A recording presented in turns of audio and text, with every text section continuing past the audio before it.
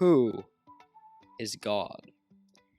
This million-dollar question has plagued prophets, saints, poets, and theologians. Is God the famed big guy in the sky, stroking his beard from eternity to eternity? Is God separate from the universe, with no basis for a relationship with any of its parts? Never mind us, chemical scum, in the far-out corner of some random galaxy. Is God relevant to our lives? What is the soul's response to God? God manifests himself in the dynamic, ever-changing structure of reality itself, not in contrast to it. As Keith Woods said, God emanates all of creation, and is therefore both the source and the ultimate end of being in the world. Creation actually participates in the divine. It's actually a mode of existence of the supreme reality of the divine. So nature isn't in its own realm separate from God, but is in fact the overflowing of that ultimate reality. The world is not just created, but it's created and sustained by God. In every moment, it is his creation. God is the ground and source of all existence. He is an indivisible plenum so rich that all of existence derives from his very essence. There is no stark dualism between the Creator, changeless and entirely separate from the universe, and his creation. In the CTMU, there is a mapping, a grammar, because reality is a language, called the meomorphic grammar, which attaches God to his secondary images. In other words, the entirety of reality to the individuals within it. So at the one end of the mapping, you have a God with no plurality or change. Still, on the other, God can participate in the life, the consciousness, and the personality of his universe and build an identity. That is the purpose of the universe and the CTMU, the self-identification of God. Reality has an identity with life, consciousness, personality, power, wisdom, and will, self-dual to its intention, its essence, as pure being. God is the infinite source of everything. Orthodox Christian thinker Jonathan Pageau points out, I can describe all the elements of an apple. No matter how many elements I describe, at some point I just have to say apple. I have to emerge out of this quantity, out of this multiplicity, and jump up into a single identity. More real than the instantiations of a thing is its identity, its metaphysical essence. Every being has its identity, which is higher than its diversity.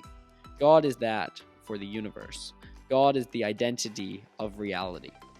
Chris Langan says, quote, God is the principle of consistency which binds the universe together. God is the infinite self of reality. And this definition of God as the ultimate reality, the supreme, final, and fundamental power in all of existence, by its structure can then acquire the properties realized in his creation through its relationship with the universe as a whole. So God is powerful and knowledgeable concerning that over which he has power and knowledge, that which exists through him.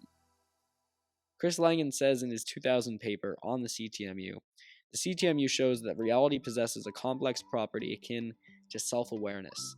That is, just as the mind is real, reality is in some respects like a mind. But when we attempt to answer the obvious question, whose mind, the answer turns out to be a mathematical and scientific definition of God.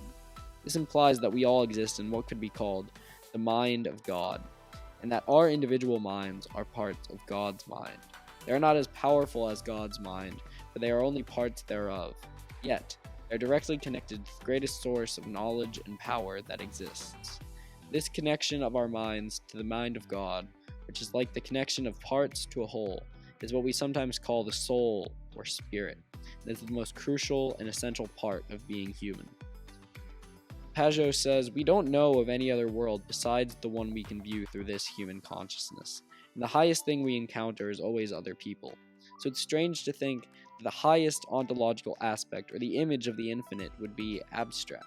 Like, no, the image of the infinite has to connect to our experience of the world, which is a personal experience. It is an experience that is being through consciousness, and consciousness and personality are far more fundamental to reality than matter or energy. Chris Langan says that God is personal because he is projecting himself into each person. One could say God is the ocean and we are the wave. Reality is an identity operator which identifies with itself through the process of creation and then attributes existence to its own identity. In the CTMU, God is called the GOD, the global operator descriptor, of this reality self-simulation. Anything real enough to affect reality should properly be included within reality and within God.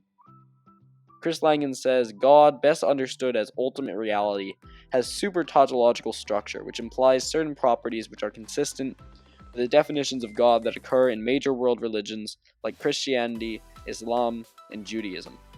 And yet, Abrahamic religions seem to sometimes posit a God separate from the universe, a barren and desolate monotheism, instead of a God which brings joy and life to all. God exists in every grain of sand, every part of the universe, as a universal distributed form, a generic form of his essence. God unites the universe together through his grace in religious language, otherwise called his energy in metaphysical language, or his telesis in CTMU terms. The CTMU sustains a tight synthesis between a simple faith in a transcendental deity and an immanent God within our world. The CTMU's new state of theological consciousness is called hological panentheism. Hology, meaning the whole exists in every part, and panentheism, meaning everything exists within a personal God, all in God. Panentheism, as a personal God, as the ground of all being. As George Hegel said, from this chalice of this realm of spirits foams forth to God his own infinitude.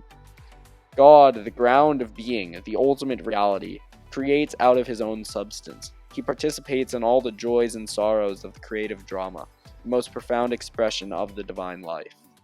God's life and that of the cosmos are ultimately reflections of a single unfolding reality. Hegel says the self-unfolding of spirit is a process that leads to an ultimate goal, for spirit to come to know itself as spirit. The ultimate goal of existence is the fully realized self-knowledge of God, and the cosmic logos, the divine reason and creative order, and the cosmos, recognized in all and by all, the creator and the creation, one. As prophet Zechariah said, the being of God shall be king over all the earth, and on that day God shall be God, and his name one. And as the psalmist sang, for with thee is the fountain of life. In thy light shall we see light.